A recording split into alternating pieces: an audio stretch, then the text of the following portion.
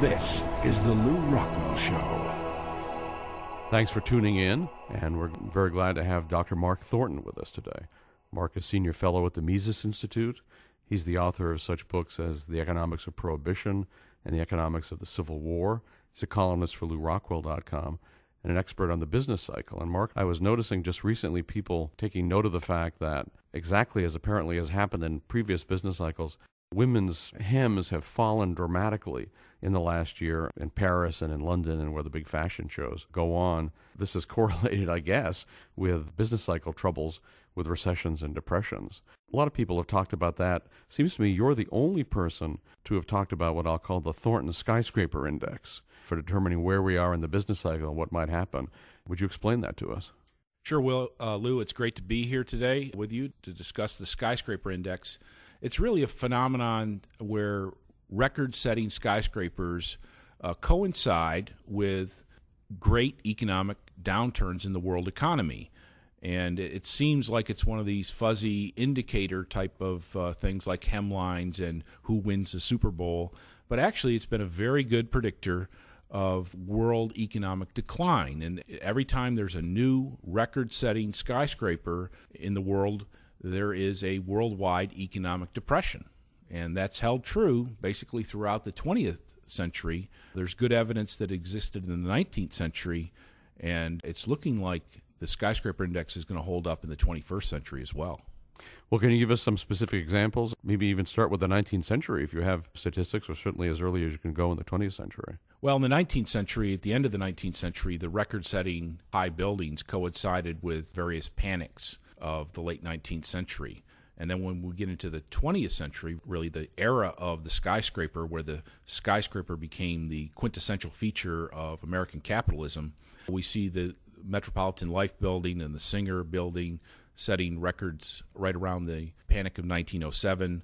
The Woolworth Building was completed, set a new record in 1913, right before World War I, and of course the coming of the Fed. 40 Wall Street set the record starting in 1928, and then the Chrysler Building was started in 1929, along with the Empire State Building, 3 new records, where the buildings were started before the economic downturn takes place.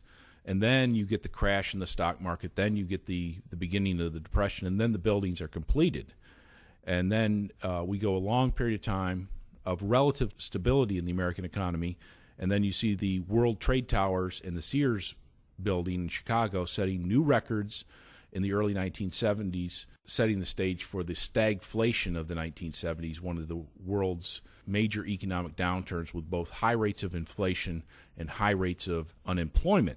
And then more recently, we had the Petronas Towers in Kuala Lumpur and Taipei 101 in China, both indicating the onset of the tech meltdown and the Asian contagion. And right now, in 2008, the Dubai Tower has not been completed, but it has set the world's record of the world's tallest building in the Middle East. And so that's the first skyscraper index indicator of the 21st century. Mark, you mentioned this is not the same as the hems of women's dresses. Then the fact that it's not the same, could that have something to do with the great criminal enterprise in the world economy that is central banking and especially the work of the Federal Reserve?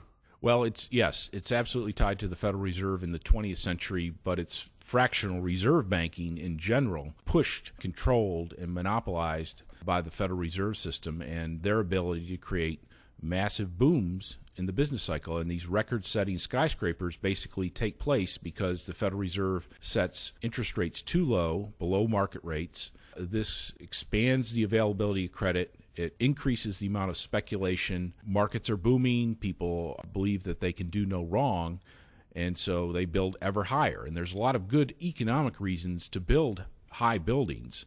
And all of these reasons, these economic rationales, such as the price of land in downtown areas, the size of firms in the economies, and so on, marketing headquarters, all of these reasons coincide with the massive increase in the availability of credit, the unnatural availability and abundance of credit that's created by the Federal Reserves that causes these buildings to rise from the ground and reach into the sky. And of course, right now, we see this phenomenon taking place not just in the Middle East, but also in China and the United States and elsewhere. People are building or are planning to build record-setting skyscrapers all over the globe.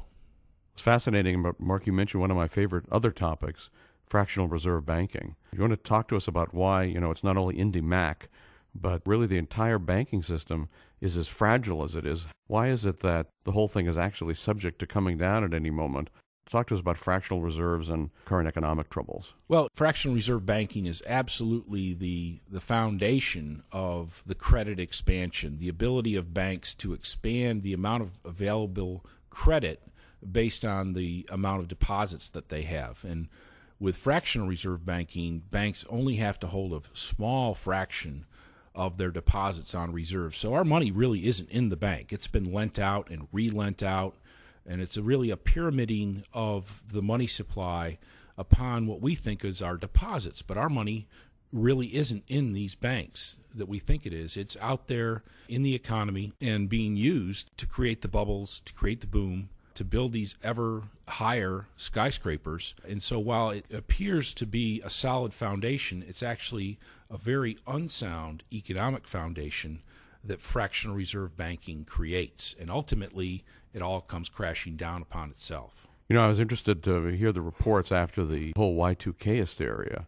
that Alan Greenspan and the Fed had printed up an extra $50 billion in currency and distributed it around the country just in case there were a panic and people wanted cash out of their banks. I wonder if they've kept that $50 billion. I wonder if they've increased the amount of cash that they've printed, and of course have an effect on prices and other bad effects in the economy if they do inject that much more cash. Well, the Fed knows there's a big problem, and they're ready for everything. They've already, in 2008, given themselves extraordinary power. They've exercised that power in ways that they've never done before. Lending money to these tremendous credit lines that they've created for Wall Street in excess of a couple of $100 billion. But, with the fractional reserve banking system and with these bank failures mounting, IndyMac was the third largest bank failure ever. The federal government admits that it expects 150 bank failures this year. I expect that number to be considerably higher than that, and we have to remember that the size of banks, due to the consolidation and the buying up of each other, that the banks are actually much larger and cover much broader economic areas.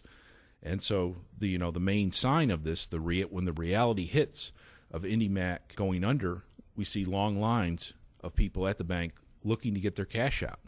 And, and that's what we will be talking about in the rest of 2008 and 2009 and possibly beyond, is these banks going under due to the fact that they've lent out so much money into this real estate bubble. And, of course, that's where the ultimate problem arises. It's home foreclosures, it's commercial real estate foreclosures, it's these giant skyscrapers that can't find tenants. And whether it's a one-story house or a 150-story building, they've built too much real estate, and the Federal Reserve has engineered this bubble, and it's facing the unwinding of that. And with fractional reserve banking, the problem multiplies itself because there simply isn't the money in the bank. And that's really the big problem, and it's the feature of the bust that we are probably going to be looking at for the next year or so. Mark helps me lead into what's going to be a constant theme of this program. It's a good idea to have some of your assets outside the banking system in a crisis like this, whether that's gold that you hold yourself or just merely cash.